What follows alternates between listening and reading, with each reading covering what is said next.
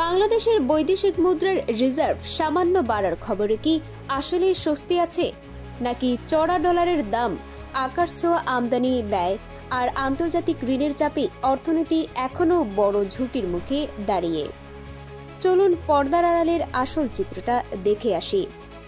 সাম্প্রতিক তথ্যে দেখা যাচ্ছে প্রবাসী আয় এবং কিছু রপ্তানি বিল আসার কারণেই দেশের বৈদেশিক মুদ্রার রিজার্ভ কিছুটা বেড়েছে। কিন্তু এই সামান্য স্বস্তির খবরের নিচেই লুকিয়ে আছে বড় চ্যালেঞ্জ। বাজারে ডলারের চাহিদা আকাশ ছোঁয়া, কারণ আমাদের আমদানি ব্যয় কমছেই না। এর সরাসরি প্রভাব পড়ছে ডলারের দামে। আজকের বাজার অনুযায়ী $1 কিনতে গুনতে হচ্ছে 116 থেকে 118 টাকা। টাকার এই অবমূল্যায়নের ফলে জ্বালানি তেল, শিল্পের কাঁচামাল আর খাদ্যদ্রব্যের মতো জরুরি আমদানি পণ্যের দাম বাড়ছে। আর এর চূড়ান্ত প্রভাব এসে পড়ছে সাধারণ মানুষের জীবনযাত্রার উপর। বাড়ছে মূল্যস্ফীতি।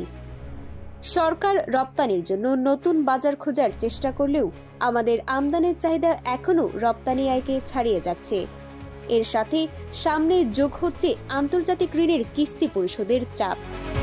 IMF এবং বিশ্বব্যাংকের মতো সংস্থাগুলো সতর্ক করে দিয়ে বলছে, এখনই রপ্তানি আয় বৃদ্ধি এবং বৈধ পথে রেমিটেন্স আনার কার্যকর পদক্ষেপ না নিলে ডলার বাজার এবং রিজার্ভে আবারও অস্থিরতা দেখা দিতে পারে। অর্থাৎ অর্থনীতি এখন এক সূক্ষ্ম সুতোর উপর দিয়ে হাঁটছে। এই পরিস্থিতিতে সরকারের ঠিক কোন দিকে সবচেয়ে বেশি নজর দেওয়া উচিত বলে আপনি মনে করেন? আপনার মতামত কমেন্টে জানান।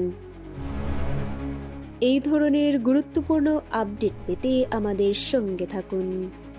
BGN TV 24 সংবাদ, যেখানে বিশ্বস্ততা সেখানে।